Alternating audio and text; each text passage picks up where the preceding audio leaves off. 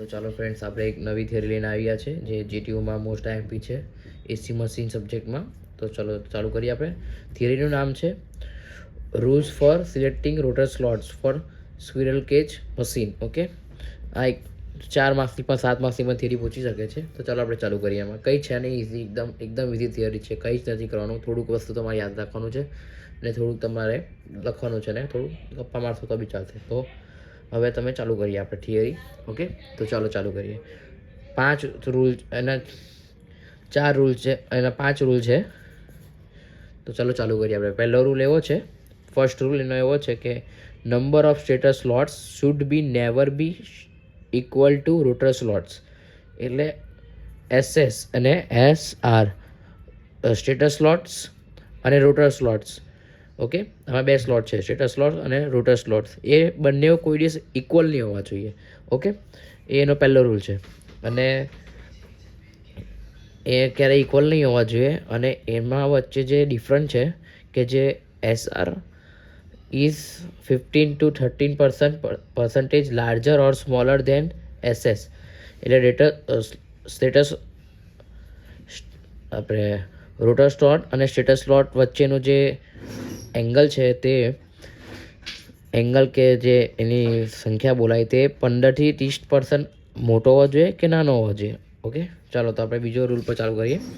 બીજો રૂલ એવું કહે છે the difference between SS SR rotor slot અને status slot should be not equal to P or plus or minus 2P or plus or minus 5P to avoid synchronous cups.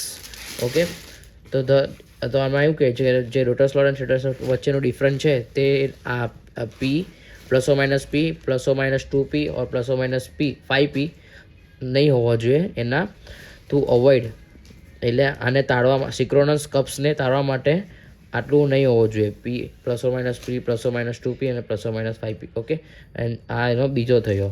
અને ત્રીજો rule એવો કહે છે કે the difference between rotor slot અને stator slot should not be equal to plus or minus 3P for 3-phase machine to avoid magnetic locking. Magnetic locking માટે stator slot અને rotor slots વચ્ચે ક્યારેય ઇક્વલ નહીં હોવો જોઈએ. આ પ્લસ ઓર માઇનસ 3P જેટલું ઇક્વલ નહીં હોવું જોઈએ. ઓકે, એના જવાબમાં જે ઇક્વલ આવે રોટર સ્લોટ અને સ્ટેટર સ્લોટ વચ્ચેનું જે હોય છે relation A plus or minus 2P જેટલો નહીં, 3P મતલબ જેટલો નહીં હોવો જોઈએ. ઓકે, અને ચોથો રૂલ એવો કહે છે difference between rotor slot stator slot should not be equal to plus or minus 1 plus or minus 2 P plus or minus 1 or P plus or minus 2 to avoid noise and vibration.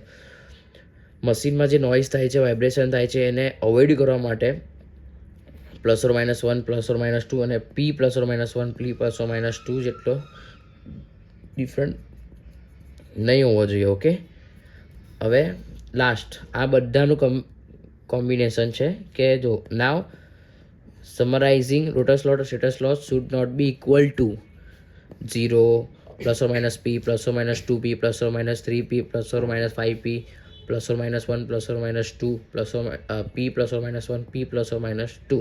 Okay, આ જે લખ્યું છે આપણે કે rules પર, આ જે for avoiding synchronous cusp, for avoiding magnetic locking, for avoiding noise and vibration, આ બધાનું કોમ્બિનેશન થઈને આ 5મો રૂલ બને છે.